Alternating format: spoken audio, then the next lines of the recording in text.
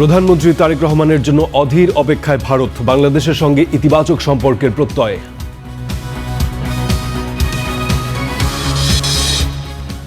Feeling স্টেশনে গ্যাসের জন্য হাহাকার, প্রায় ১,৫০০ কোটি টাকা ব্যয়ে ২টি অয়েল ট্যাঙ্কার কিনছে সরকার, আজ উঠছে একনেকে।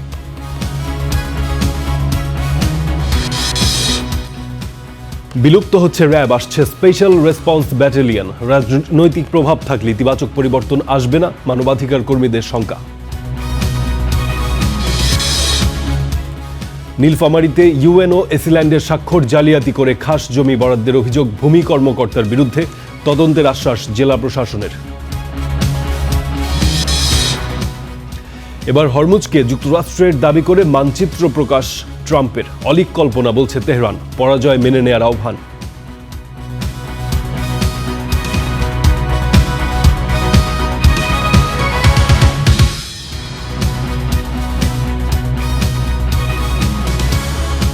আমন্ত্রণ স্টার নিউজে, আপনাদের সঙ্গে আছি আমি ফারদিন খান। শিরোনামগুলো শুনছিলেন। প্রধানমন্ত্রী তারেক রহমানের দিল্লি সফরের জন্য ভারত এখনও অধীর আগ্রহে অপেক্ষা করছে বলে জানিয়েছেন বাংলাদেশে নিযুক্ত ভারতীয় হাইকমিশনার দীনেশ ত্রিবেদী।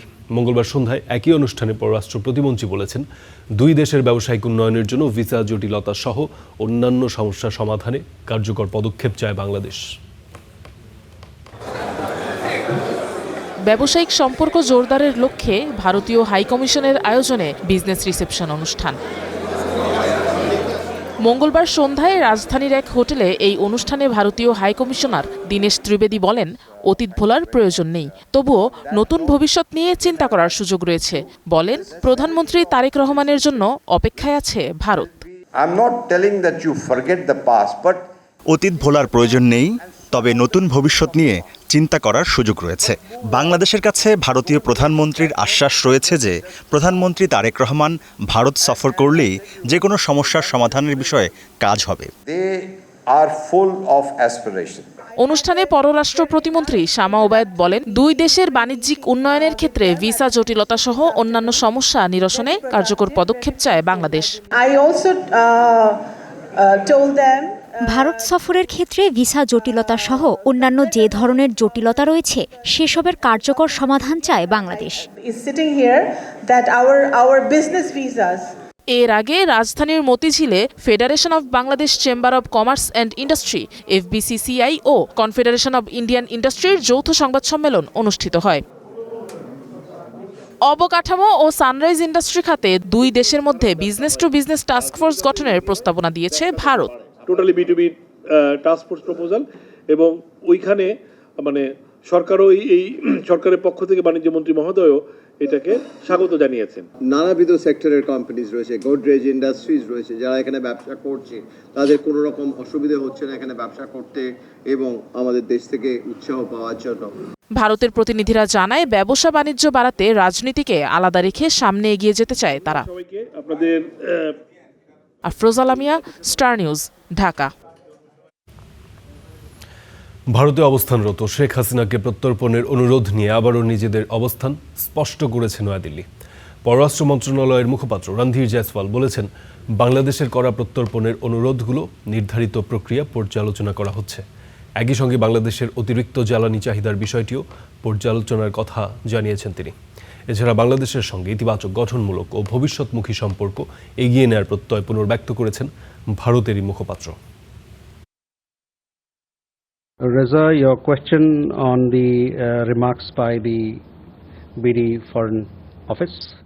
বাংলাদেশের সঙ্গে ইতিবাচক, গঠনমূলক ও ভবিষ্যৎমুখী সম্পর্ক চায় ভারত। সাবেক প্রধানমন্ত্রীর সংবাদ সম্মেলন নিয়ে আমাদের অবস্থান পুনরায় বলার প্রয়োজন নেই। প্রত্যর্পণের অনুরোধগুলো আমাদের প্রতিষ্ঠিত প্রক্রিয়ার অংশ হিসেবে পর্যালোচনা করা হচ্ছে।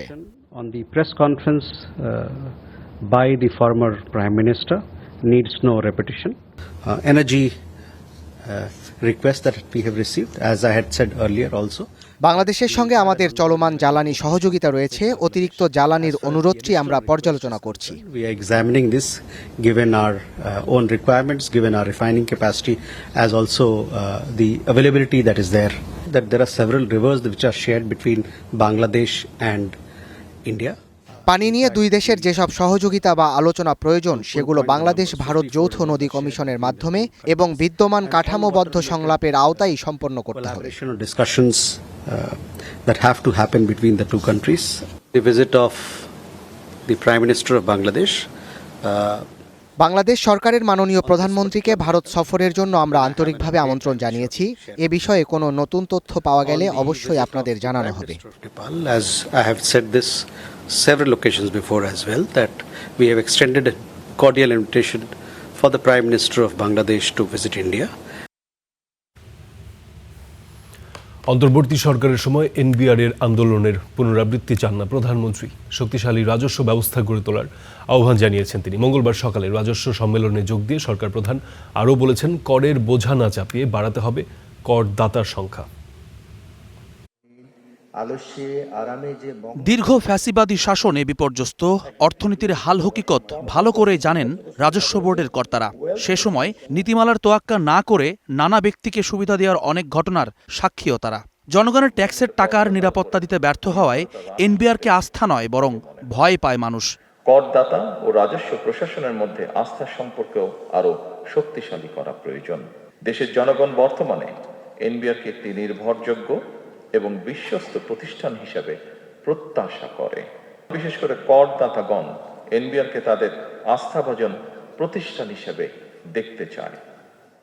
রাজস্ব সম্মেলনে যোগ দিয়ে প্রধানমন্ত্রী আরও বলেন, কর আদায় ব্যবস্থাপনা সহজ ও দুর্নীতি হয়রানিমুক্ত করতে হবে যাতে করদাতা উদ্বুদ্ধ হন। এছাড়া করের বোঝা না বাড়িয়ে করদাতার সংখ্যা বাড়ানোর পরামর্শ সরকার প্রধানের। কর ব্যবস্থাপনা কিংবা কর আদায় পদ্ধতি সহজ এবং দুর্নীতি ও হয়রানিমুক্ত হওয়া প্রয়োজন। আধুনিক কর প্রশাসনের উদ্দেশ্য শুধুমাত্র বেশি কর আদায় নয়, বরং বেশি সংখ্যক মানুষকে স্বেচ্ছায় কর প্রদানে উৎসাহিত করা। অন্তর্বর্তী সরকারের সময়ে এনবিআরের আন্দোলনকে দুঃখজনক বলেন তারেক রহমান। জানান, যে কোনো সমস্যা আলোচনার মাধ্যমে সমাধান করে এগিয়ে যাওয়ার আহ্বান। ইন্টারিম গভর্নমেন্টের সময় এই ডিপার্টমেন্টে একটি ঘটনা ঘটেছিল। ঘটনাটিকে আমরা দুঃখজনক ঘটনা বলে অভিহিত করতে চাই। আমরা চাই, আমি আগেই বলেছি, সরকার চায় সকলকে সাথে করে নিয়ে বাংলাদেশকে গড়ে তুলতে। সমস্যা আছে, সমস্যা থাকবেই। আমরা আলোচনা করে ধীরে ধীরে সমস্যার সমাধান বের করার চেষ্টা করব। প্রযুক্তির সঙ্গে খাপ খাইয়ে কর্মকর্তাদের দক্ষতা উন্নয়নে উদ্যোগ নেয়ার পরামর্শ দেন প্রধানমন্ত্রী। আর সরকারের রাজস্ব আদায়ের লক্ষ্যমাত্রা অর্জনের প্রতিশ্রুতি দেন কর্মকর্তারা। বহুমাত্রিক দক্ষতা অর্জন এখন সময় দেবে, যা কিনা। জুমান সাদিক, জ্যাভলিন, স্টার নিউজ, ঢাকা। ৩৫ বছর পর রাষ্ট্রপতি পদে ভোট গ্রহণ আগামীকাল। নির্বাচনে দুজন প্রতিদ্বন্দ্বী প্রার্থীর কেউই নির্ধারিত সময়ে প্রার্থিতা প্রত্যাহার করেননি। ফলে তফসিল অনুযায়ী বৃহস্পতিবার দুপুরে হবে রাষ্ট্রপতি নির্বাচনে ভোট গ্রহণ। নির্বাচনে ক্ষমতাসীন দল বিএনপির প্রার্থী মির্জা ফখরুল ইসলাম আলমগীর, জামায়াত নেতৃত্বাধীন ১১ দলীয় ঐক্যের প্রার্থী অলি আহমদ। নির্বাচন কমিশন সচিবালয়ের জ্যেষ্ঠ সচিব আখতার আহমেদ জানিয়েছেন, বৃহস্পতিবার দুপুর ২টা থেকে বিকেল ৫টা পর্যন্ত জাতীয় সংসদে হবে ভোট গ্রহণ। বিকেল ৫টার পর সংসদ কক্ষেই ব্যালট গণনা করা হবে। সংরক্ষিত নারীসহ সংসদে ভোট আসন ৩৫০। বিএনপির আসলাম চৌধুরীর সংসদ সদস্য পদ আদালত বাতিল করায় এবারের রাষ্ট্রপতি নির্বাচনে মোট ভোটার ৩৪৯ জন সংসদ সদস্য। গত ২৪ জুলাই রাষ্ট্রপতি পদ থেকে পদত্যাগ করেন মোহাম্মদ শাহাবুদ্দিন। ফিলিং স্টেশনগুলোতে অব্যাহত আছে গ্যাস সংকট। রাজধানীর আশেপাশের এলাকায় এই সংকট আরও তীব্র। দীর্ঘ সময় লাইনে দাঁড়িয়ে ভোগান্তিতে তীব্র ক্ষোভ গ্রাহকদের। কর্মঘণ্টা নষ্ট হওয়ায় আয় কমছে। ভাড়ায় চালিত যানবাহনের চালকদের দ্রুত সংকট নিরসনে সরকারকে কার্যকর উদ্যোগ নেওয়ার দাবি জানিয়েছেন তারা। সোমবার বিকেল ৪টা থেকে লাইনে থেকেও মঙ্গলবার দুপুর পর্যন্ত মেলেনি গ্যাস। তাই তো গাড়িতে ঘুমিয়ে পড়ছেন ক্লান্ত চালকরা। অনেকে আবার আড্ডা দিয়ে পার করছেন সময়। রাজধানীর বিভিন্ন সিএনজি স্টেশনের চিত্র এমনই। চাপ কম থাকায় বেশিরভাগ স্টেশনে গ্যাস সরবরাহ বন্ধ। এমন পরিস্থিতিতে নিজেদের ভোগান্তির কথা জানালেন চালকরা। প্রেশার আসেই না, মেশিনে কোনো প্রেশার আসে না। লাইনে গ্যাস থাকলে ওরা আমাদের গ্যাস দিবে, কিন্তু ওই আশায় কালকে 3টা বাজে আইসি, এখন পর্যন্ত বসে রয়েছি। 4টার পর আমি আইসি, 4টা থেকে পর্যন্ত আমি পাই নাই। খালি মেশিন সারে আর অফ করে, সারে আর অফ করে, গ্যাস আর কোনো আসে না। গ্যাসে কই গেল নিজেও পাইতেছি না, মানুষও পাইতেছে না। সিটি কর্পোরেশনের সীমানার বাইরে কেরানীগঞ্জে দুর্ভোগের চিত্র বেশি। কয়েক মাস ধরে গ্যাসের সরবরাহ না পাওয়ায় সেখানে যানবাহনগুলো এলপিজিতে রূপান্তর হয়েছে। সিএনজি গ্যাস তিতাস গ্যাস পাওয়া যায় না, তাই এলপিজি গ্যাস ভরে চালাইতেছি। গ্যাস থাকলে তো বেশি সময় লাগতো না, আর এখন তো দেখা যাইতেছে ওইখানে গেলে আপনার প্রায় একদিনই চলে যায় হিসেবে। আবার বৈশা থেকে গ্যাসও পাওয়া যায় না। 50-60 প্রেসার মনে করেন পাম্পে থেকে গ্যাস নিয়ে আমার কর্মস্থানে পৌঁছাইতে গ্যাস শেষ। সবগুলো ফিলিং স্টেশনগুলোতেই দেখা যাচ্ছে দীর্ঘ লাইনে দাঁড়িয়ে নষ্ট হচ্ছে চালকদের কর্মঘণ্টা। এতে আয় কমছে তাদের। গতকালকে 3টা থেকে এই পর্যন্ত আমরা গ্যাস পাইতেছি না, লাইনে গ্যাস নাই, এবং পাম্প ওনারা চেষ্টা করতেছে আমাদের দেওয়ার জন্য, কিন্তু লাইনে গ্যাস নাই। প্রেসার তো একবারেই কম, ওই অনেকক্ষণ পরে আধা ঘন্টা 1 ঘন্টা পরে প্রেসার উঠে অল্প অল্প করে দিচ্ছে। পর্যাপ্ত চাপ না থাকায় পাম্প বন্ধ রাখার কথা জানান বিক্রেতারা। গ্যাসের সরবরাহ কবে নাগাদ স্বাভাবিক হবে সেই অপেক্ষায় আছেন গ্রাহকরা। আতাউর নিয়ন, স্টার নিউজ, ঢাকা। জরুরি ভিত্তিতে বিদ্যুৎ ও জ্বালানি সংকট মোকাবেলায় 2টি অয়েল ট্যাঙ্কার সহ 4,630 কোটি টাকা ব্যয়ের 3টি প্রকল্পের উদ্যোগ নিয়েছে সরকার। আজ একনেক সভায় এসব প্রকল্প অনুমোদনের জন্য উপস্থাপন করা হবে। মোট 10,046 কোটি টাকা ব্যয়ে 11টি প্রকল্প অনুমোদন এবং 9টি প্রকল্প প্রধানমন্ত্রীর অবগতির জন্য উপস্থাপন করার কথা রয়েছে। বিদ্যুৎ ও জ্বালানি সংকট মোকাবেলায় হিমশিম খাচ্ছে সরকার। পুরনো প্রকল্পগুলো নির্দিষ্ট মেয়াদে শেষ না হওয়ায় এই সংকট আরও দীর্ঘায়িত হওয়ার শঙ্কা রয়েছে। পরিস্থিতি উত্তরণে 2টি প্রকল্পের মেয়াদ ও ব্যয় বাড়ছে। তেল আমদানির সুবিধার জন্য প্রায় 1500 কোটি টাকা ব্যয়ে 2টি অয়েল ট্যাঙ্কার কেনার প্রস্তাব পাঠানো হয়েছে। এই প্রকল্পটি বাস্তবায়ন হবে জুলাই 2026 থেকে ডিসেম্বর 2028 পর্যন্ত। বুধবার একনেক সভায় যা উপস্থাপন করা হবে। এদিকে জামালপুরের 100 মেগাওয়াট সৌর বিদ্যুৎ কেন্দ্র নির্মাণ প্রকল্পের সংশোধিত ব্যয় বেড়ে দাঁড়াচ্ছে 1,612 কোটি টাকা। 2027 সালের জুনের মধ্যে প্রকল্পটি বাস্তবায়নের কথা। অন্যদিকে ঢাকায় ডেস্কো এলাকায় বৈদ্যুতিক অবকাঠামো সম্প্রসারণ ও শক্তিশালীকরণ প্রকল্পের ব্যয় প্রথম সংশোধনীতে বেড়ে হচ্ছে 2,899 কোটি টাকা। সেই সঙ্গে প্রকল্পের মেয়াদ 2 বছর বাড়িয়ে 2028 সালের মার্চ পর্যন্ত বাড়ানোর প্রস্তাব রয়েছে। এছাড়া দক্ষিণ পশ্চিমাঞ্চলীয় ট্রান্সমিশন গ্রিড সম্প্রসারণ প্রকল্পের দ্বিতীয় সংশোধিত ব্যয় দাঁড়িয়েছে প্রায় 42 কোটি টাকা। আর ঢাকার গুলশানে মাটির নিচে উপকেন্দ্র নির্মাণ প্রকল্পটি অসমাপ্ত রেখেই সমাপ্ত করার প্রস্তাব পাঠানো হয়েছে। বিদ্যুৎ খাতের পাশাপাশি একনেকে উঠছে স্বাস্থ্য, সড়ক, পানি সম্পদ ও স্থানীয় সরকার খাতের বেশ কিছু গুরুত্বপূর্ণ প্রকল্প। এর মাঝে আছে তুরাগ নদী সুরক্ষা প্রকল্পে 567 কোটি টাকার ব্যয় প্রস্তাব। মাহাবুল ইসলাম, স্টার নিউজ, ঢাকা। র্যাব বিলুপ্ত হয়ে তার জায়গায় এসআরবি, কিন্তু প্রশ্ন হলো নাম পাল্টালেই কি বদলে যাবে সব? মানবাধিকার কর্মীরা বলছেন বাহিনীর উপর ক্ষমতাসীন দলের প্রভাব না কমালে এগুলো আগের মতোই কাজ করবে। তবে এসআরবি গঠনকে ইতিবাচক হিসেবে দেখছেন র্যাবের সাবেক মহাপরিচালক সাব্বির আহমেদের report. Rapid action battalion RAB প্রতিষ্ঠার 22 বছরে জঙ্গিবাদ, মাদক ও অপরাধ দমনে মানুষের আস্থায় থাকলেও গুম, বিচার বহির্ভূত হত্যাকাণ্ডে বিতর্কিত হয়েছে এলিট বাহিনীটি। 5 আগস্ট পট পরিবর্তনের পর র্যাব বিলুপ্তির পক্ষে দাবি তোলে মানবাধিকার কর্মী ও সংগঠনগুলো। তবে বিলুপ্ত না করে নতুন নামে নতুন আঙ্গিকে বাহিনীটি রাখতে চেয়েছে সরকার। এ নিয়ে সোমবার স্পেশাল রেসপন্স ব্যাটালিয়ন এসআরবি আইন 2026-এর চূড়ান্ত অনুমোদন দেয়া হয়েছে। প্রশ্ন হলো র্যাব আর এসআরবির মধ্যে পার্থক্য কোথায়? এসআরবি আইনে আছে কোনো কর্মকর্তা বা সদস্যের বিরুদ্ধে অভিযোগ আসলে তা দ্রুতই প্রতিকার করবে বাহিনীটি। অভিযোগ নিষ্পত্তিতে একটি কমিটি কাজ করবে, যা আগে ছিল না। এছাড়া এসআরবি পরিচালিত হবে একটি আইন দিয়ে, যে আইনটুকুও আগে ছিল না। একটা বাহিনী তার পরিচালনার জন্য আইন ও বিধি একান্তই প্রয়োজন, এর একটা ঘাটতি ছিল। তো আমি এই উদ্যোগকে সাধুবাদ জানাই। র্যাব যে কারণে এত বেশি নিন্দিত, সমালোচিত, সেই গুম, খুন, ক্রসফায়ার, আয়নাঘর, এ থেকে হয়তো মুক্তি পাবে যে এই আইনটি যদি পুরোপুরি কার্যকর হয়। র্যাবেরই একজন সদস্যের হেড কেন হবে, কেন একজন অবসরপ্রাপ্ত জাস্টিস বা অন্য কেউ কেন হলো না, তো এই নিয়ে কথা থাকবে। তবে যতটুকু হয়েছে এটা মন্দ নয়। তবে নাম পরিবর্তন ও অভিযোগ তদন্তের একটি কমিটি করে সত্যিই কি পরিবর্তন আসবে? র্যাবের বিরুদ্ধে অভিযোগ থাকলে এই কমিটির কাছে যাবে এবং তারপরে তারা তদন্ত করবে কমিটিতে কারা আছে।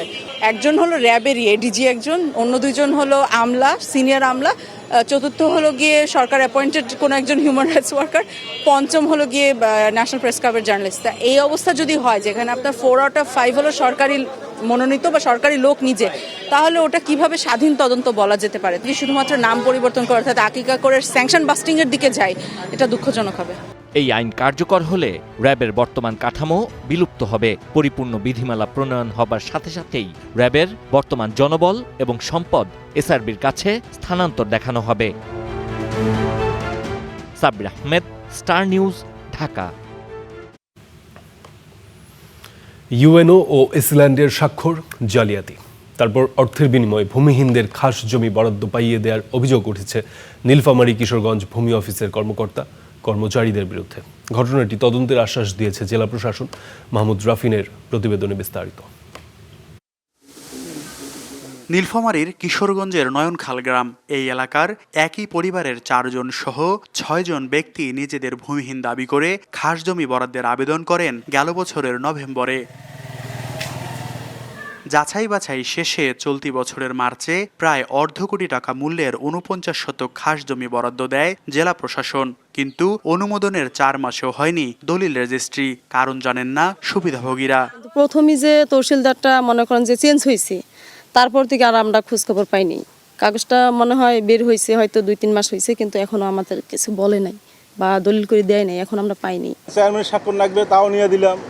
দেওয়ার পরে চেয়ারম্যানের সিল স্বাক্ষর নিয়ে দিলাম। আমার এই কাগজ টিএনও অফিসে আটক দিয়েছে। কী কারণে আটক দিয়েছে সেটা আমি জানি না। এর উত্তর খুঁজতে গিয়ে সংশ্লিষ্ট নথি পর্যালোচনা করতেই সামনে আসে চাঞ্চল্যকর তথ্য। তাতে দেখা যায় উপজেলা খাস জমি বন্দোবস্ত কমিটির মাসিক সভা 2025 সালের জানুয়ারিতে দেখানো হয়েছে, তবে তারিখ উল্লেখ করা হয়েছে একই বছরের 25 নভেম্বর। নথিতে এসিল্যান্ড ও সদ্য বিদেয়ী ইওনোর স্বাক্ষর রয়েছে, তবে কর্মকর্তাদের দাবি স্বাক্ষরগুলো জাল। এতটুকু বলতে পারি যে এই স্বাক্ষরগুলো আমার না, কারণ এই মিটিংয়ে আমি অংশগ্রহণ করিনি, তো আমার স্বাক্ষরগুলো আমার হওয়ার প্রশ্নই ওঠে না। ঊর্ধ্বতন কর্তৃপক্ষ আমার অফিসের যারা আছে তাদের সাথে আলোচনা করে কি হয়েছে, ঘটনা কি, সবকিছু জানার পরে আমি আপনাকে বলতে পারবো। যে স্বাক্ষরটা করা হয়েছে ওটা আমার স্বাক্ষরই, হয়তো অন্য কেউ নকল করে করেছে, ওই স্বাক্ষর আমার না, এটুকু আমি নিশ্চিত ভাবেই বলতে পারি। তাছাড়া ওই ডকুমেন্টগুলোতে আসলে ওই ফাইলগুলোতে কি আছে বা কে তৈরি করেছে এই ব্যাপারে আসলে আর আমার ডিটেলস জানা নাই। তাহলে প্রশ্ন হলো, এই নথি তৈরি করলো কে? কাদের মাধ্যমে নথিটি উপজেলা ভূমি অফিস থেকে জেলা প্রশাসকের কার্যালয়ে গেল? স্টার নিউজের অনুসন্ধান বলছে, সরজমিন পরিদর্শন করে প্রতিবেদনপত্রে স্বাক্ষর করে তা দাখিল করেছেন সার্ভেয়ার মিরাজুল ইসলাম। তিনি দায় চাপালেন সাবেক উপপ্রশাসনিক কর্মকর্তার উপর। এটা সম্পূর্ণ মিথ্যা, বানোয়াট, এবং মনে করেন যে ওনারা কি করছে তাও আমি বলতে পারি না। এখন ওনারা নিচে কি না নিচে তাও আমি বলতে পারি না। আমাকে শুধু বলছে আপনি স্কেচ ম্যাপটা করে দেন। আমি স্কেচ ম্যাপটা নতুন অবস্থায় আমি তখন আমার সিগনেচার দিয়ে স্কেচ ম্যাপটা করে দিয়েছি। আমার তো জড়িত থাকার কোনো প্রশ্নই আসে না, আমি থাকবো কেন? এখন ওরা হয়তোবা ওদের অপকর্মটা আমাকে ফাঁসানোর চেষ্টা করতেছে, আমি এখন ওইখানে নাই। নিজ কার্যালয়ের কর্মচারীদের বিরুদ্ধে এমন অভিযোগকে উদ্বেগজনক বলছে জেলা প্রশাসক।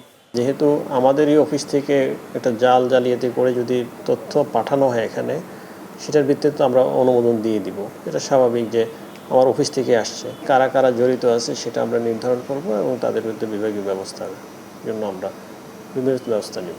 ঘটনাটি তদন্ত করে ব্যবস্থা নেওয়ার আশ্বাস দিয়েছেন জেলা প্রশাসক। মাহমুদ রাফিন, স্টার নিউজ, নীলফামারী।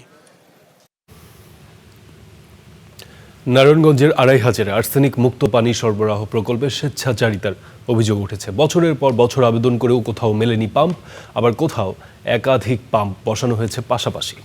অনেক স্থাপনায় পড়ে আছে অচল, চুরি হয়ে গেছে সরঞ্জাম, আবার কোথাও সব কাজ সম্পন্ন না হয় পাম্প চালুই হয়নি। নারায়ণগঞ্জের 2500 জনসাধারণকে বিশুদ্ধ পানি দিতে বসানো হয়েছিল গভীর নলকূপ। কয়েক মাসের মধ্যেই অকেজো হয়ে পড়ে কিছু নলকূপ, চুরি হয়ে গেছে বিভিন্ন সরঞ্জাম, কোথাও জমেছে আবর্জনার স্তূপ। সরকারি অর্থ খরচ হলেও সেবা থেকে বঞ্চিতই রয়ে গেছেন এলাকাবাসী। পানি করতে আমরা মর্তাদির ফলাফান বালা নাই বন্ধ করেছে, ইটমি দিয়া বানিয়ে চেঙ্গা লাইছে মানে দিয়েছে কষ্ট করে মানে দেওয়াতে না দেওয়াতে হুমা। স্থানীয়দের অভিযোগ, জনস্বাস্থ্য প্রকৌশল অধিদপ্তরের আর্সেনিক মুক্ত বিশুদ্ধ পানি সরবরাহ প্রকল্পে হয়েছে স্বেচ্ছাচার। অপ্রয়োজনীয় স্থানে বসানো হয়েছে নলকূপ, করা হয়নি রক্ষণাবেক্ষণের ব্যবস্থাও। ডাবাইছে পরে তো মনে করেন পানি কি ব্যবহার, কিন্তু লোক হবাই নাই, একদিন দেখেও নাই, মহিলার কাছে কমপ্লেন দিলেও মহিলা কোনো গুরুত্ব দেয় নাই। ফলাবানো ভেঙে লাগছে, বাঙ্গালা মরা কাড়াই মেলা লাগছে ভাই, আর টাঙ্কিটা মেলা বাইতে থাকা। বিগত 4 বছর হয়েছে এটা আপনার চালু করা হয়েছে। আমার মাথা যদি এই মাথা থেকে এই মাথা পর্যন্ত কোনো মায়া মহিলা এবং পুরুষ বলতে পারতো না যে চাই পানি খাইতে বলছে, খাইতে কইরা। নলকূপের যে মোটর ছিল ওইটা চুরি হয়ে যাওয়াতে এখন ওই নলকূপটাও অকেজু হয়ে আছে। এখন এটা কি পরবর্তীতে চালু হবে কি হবে না এই ব্যাপারে আমি কিছুই বলতে পারবো না। অভিযোগ নিয়ে কথা বলতে নারাজ জনস্বাস্থ্য প্রকৌশল অধিদপ্তর, তবে যাচাই করে ব্যবস্থা নেওয়ার আশ্বাস উপজেলা প্রশাসনের। এটা নিশ্চিত করব যাতে যারা পাওয়ার যোগ্য, যাদের দরকার, এবং যাতে একটা লোকালয় উপকৃত হয় এরকম জায়গাতে টিউবওয়েল হোক, সাবমার্সিবল হোক, আমরা এটা দেবো। একটু জেনে দেখি, জেনে যদি এরকম আমাদের কাছে প্রতীয়মান হয় সেক্ষেত্রে ওনাদের যে কনসার্ন অথরিটি রয়েছে, ঊর্ধ্বতন অথরিটি, আমরা তাদেরকে অবহিত করব। নিরাপদ পানি সরবরাহে প্রায় 1000 ফুট গভীরতায় বসানো হয় পাম্পগুলো। Desk report, star news. হামলা, লুটপাট, চাঁদাবাজি, হত্যাসহ বিস্তর অভিযোগ কুষ্টিয়ার রাজন বাহিনীর বিরুদ্ধে। রাজন ও তার বাহিনীর অত্যাচারে অতিষ্ঠ 3 উপজেলার মানুষ। ভুক্তভোগীদের অভিযোগ, এই নিয়ে একাধিকবার থানায় অভিযোগ জানানো হলেও মেলেনি প্রতিকার। পুলিশ বলছে রাজনকে আইনের আওতায় আনতে সব রকমের চেষ্টা চালানো হচ্ছে। গেল 3 জুলাই মধ্যরাত কুষ্টিয়ার কুমারখালীর এক ব্যবসায়ীর বাড়িতে এভাবেই প্রকাশ্যে গুলি চালায় দুর্বৃত্তরা। ঠিক এর 3 দিন পর দলীয় কার্যালয় থেকে ফেরার পথে খোকসা পৌর বিএনপির সাধারণ সম্পাদক নাফিজ আহমেদ খানকে গুলি ও কুপিয়ে চলে হত্যা চেষ্টা। অবশ্যই আমাকে হত্যার উদ্দেশ্যে হামলা করা হয়েছিল এই কারণেই যে ওদের টার্গেটটা ছিল হ্যামার দিয়ে আমার মাথা থেতলে দেয়, আর মাথাতে একটা বাড়ি দিলে আমার মনে হয় যে কোনো প্রাণী বেঁচে থাকার কথা না। আমার সাথে থাকা একটা ছেলের রিলেটিভের বাড়িতে ডাকাতি হয়েছে। আমি ওসি সাহেবকে বারবার রিকোয়েস্ট করছি যে আপনারা অন্তত মামলা নেন। আইডেন্টিফাই করে দেওয়া হয়েছে, ডাকাতদের আইডেন্টিফাই করে দেওয়া হয়েছে, তারপরও তারা ধরছে না। জেলার কুমারখালী খোকসায় এমন গুলি, হামলা আর হত্যা চেষ্টা এখন নিত্যদিনের ঘটনা। স্থানীয়দের অভিযোগ, এসব অপরাধের নেপথ্যে রয়েছে চরমপন্থী নেতা রাজন ও তার বাহিনী।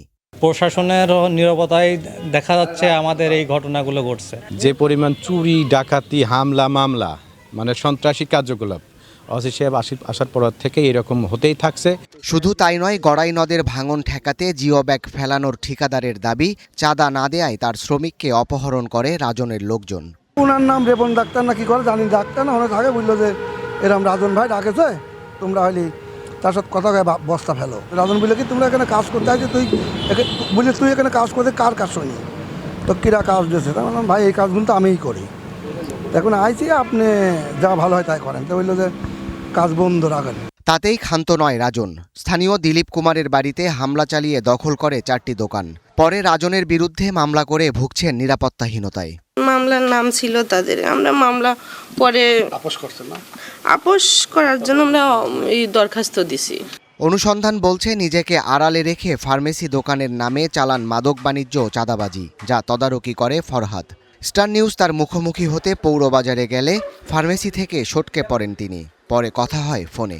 দোকান আছে ভাড়া নিচ্ছি আর কি, আমি এটা যে রাজন ভাইকে চিনিছি, আমি তো ভাড়া নিচ্ছি, আমার আবার দলিল ডকুমেন্ট আসছে, দোকান ভাড়া ডকুমেন্ট থাকে নাকি ভাই?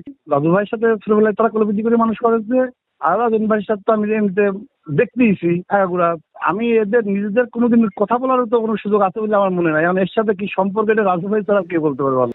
এত কিছুর পরও নির্বিকার প্রশাসন। অসুস্থতার অজুহাতে স্টার নিউজকে এড়িয়ে যান খোকসা থানার ওসি। তবে খুলনা রেঞ্জের ডিআইজির আশ্বাস দ্রুত ব্যবস্থা নেয়ার।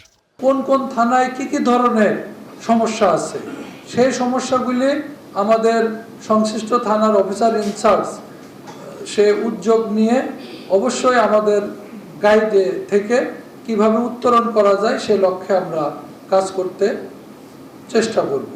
জনগণের জানমালের নিরাপত্তা নিশ্চিতে দ্রুত আইন শৃঙ্খলার উন্নয়নের দাবি স্থানীয়দের। Desk report, star news. বরিশালে 10 দিনের ব্যবধানে 2টি পৃথক বিস্ফোরণের ঘটনায় আতঙ্ক ছড়িয়েছে জনমনে। এর মধ্যে বাকেরগঞ্জে একজন নিহত হয়েছেন। 2টি ঘটনার তদন্ত চলছে বলে জানিয়েছে পুলিশ। বিস্তারিত সৈয়দ মেহেদী হাসানের প্রতিবেদনে। 3 আগস্ট ভোর রাত বরিশালের বাকেরগঞ্জের প্রত্যন্ত গ্রামে হঠাৎ বিকট শব্দে বিস্ফোরণ। এতে নিহত হয় একজন, আহত হন 2 জন। ইট আসলো মানে চিপসের লগে কানেক্ট করা খানা মানে তা দেখে না ইটে বাড়ি খায়া দড়ি উপরে পড়ছে, দড়িতে টান খায় ঠমকা বাস্ট হয়ে পড়ছে। 10 দিন পর শহরের প্রাণকেন্দ্র বরিশাল আদালত পাড়ায় আবারও ঘটে বিস্ফোরণ। এতে কেউ হতাহত না হলেও নগর জুড়ে ছড়িয়ে পড়ে বোমা আতঙ্ক।